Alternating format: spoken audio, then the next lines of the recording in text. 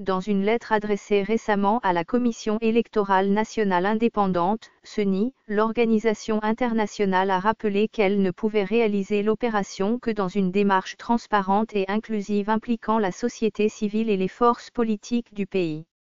Apparemment, le processus électoral semble évoluer sans anicroche.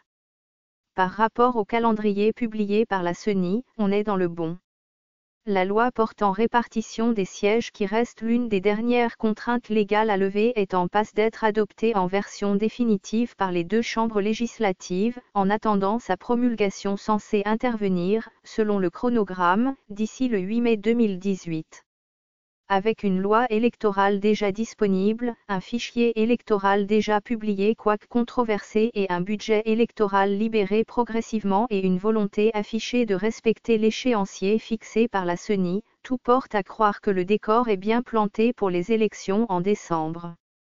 En attendant la promulgation imminente de la loi portant répartition des sièges, l'audit du fichier électoral inscrit dans le planning de ce processus comme un préalable important, se fait toujours désirer. Cette opération, qui était censée débuter le 6 mai et durer 3 semaines maximum, risque de retarder les échéances pour autant que le comité de pilotage destiné à garantir la transparence des travaux n'est toujours pas mis en place. L'Organisation internationale de la francophonie, OIF, sur laquelle la CENI a jeté son dévolu pour auditer le fichier électoral, en fait une condition sine qua non pour démarrer son travail. Dans une lettre adressée récemment à la CENI, cette institution internationale dit toujours attendre la mise en place de cette structure à laquelle seraient associés tous les acteurs politiques mais aussi les partenaires techniques et financiers, avant de s'exécuter. L'OIF voudrait, en somme, réaliser cet audit dans une démarche transparente et inclusive, impliquant les différentes forces politiques, majorité et opposition, la société civile ainsi que les partenaires techniques et financiers. Autant dire que la balle se trouve présentement du côté de la CENI, qui doit faire diligence pour mettre en place ce comité de pilotage devant garantir une participation inclusive, gage de transparence et de crédibilité.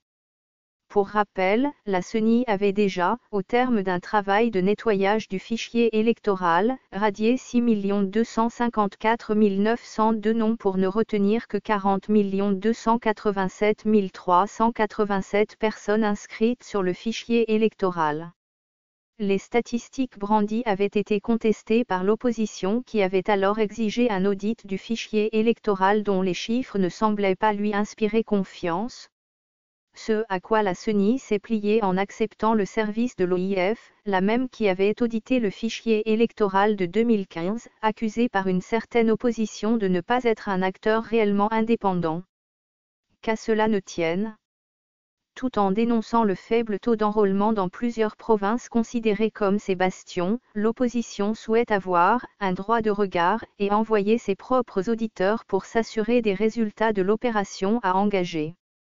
Et, plus les choses traînent, plus cela aura des répercussions fâcheuses sur la suite du calendrier, étant entendu que le 23 juin, la CENI devra normalement convoquer le corps électoral. Ce fichier audio a été créé par Panopre Basic, vous pouvez le télécharger sur www.panopreter.com.